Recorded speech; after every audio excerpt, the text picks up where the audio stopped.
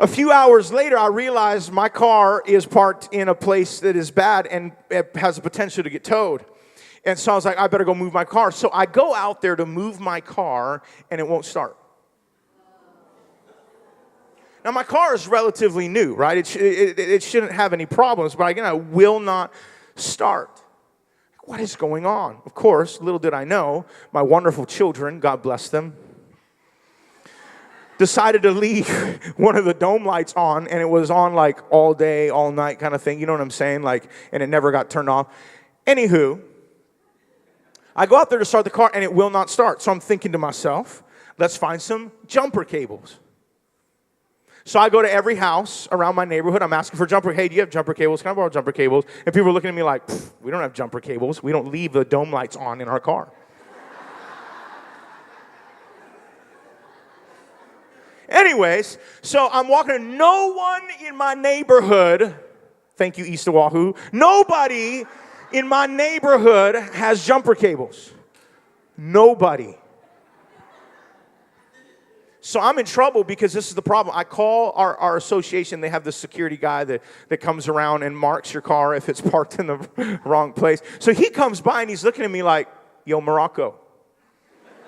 Like, shame on you. You know what I mean? You're a pastor. You should know better. Some of you have never got those eyes, the condescending eyes like. Anyways, he looks at me and he says, what's going on? I said, bro, my car won't start. Do you have jumper cables? And he gives me that look like, no. We don't have jumper cables. So I don't know what to do. He says, look, leave your car here overnight because by this time it's already late. Leave your car here overnight. I promise I won't give you a ticket. And you're good to go. So, okay, awesome. Lesson learned. So the next day, I'm calling around friends. I don't want to go buy jumper cables. Cheap. Anyways, tell the truth, shame the devil, right? And all of a sudden, I get this thought. I think I have jumper cables. My car has to have it. So I go to my car, and in my car, there's this little bag. And on this little bag, it says, roadside assistance kit. So, you know, like one of these things aren't like the other. I'm just like, kit, awesome, idiot, right? It's like, my gosh.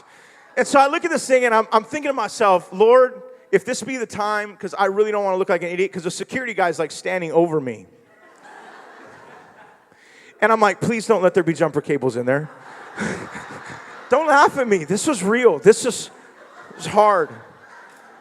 Please don't let there be jumper cables in there. Please don't let there. And so I start unzipping my case.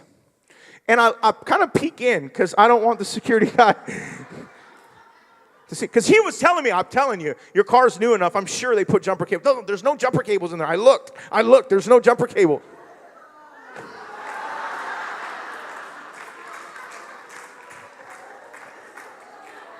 So,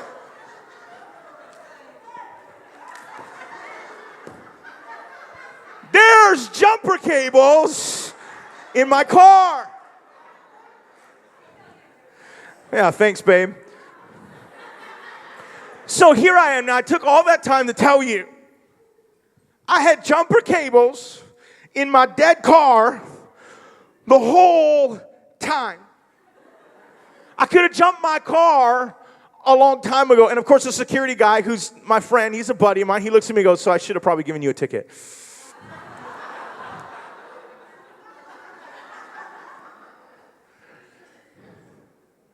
It's funny now, but then it was not funny.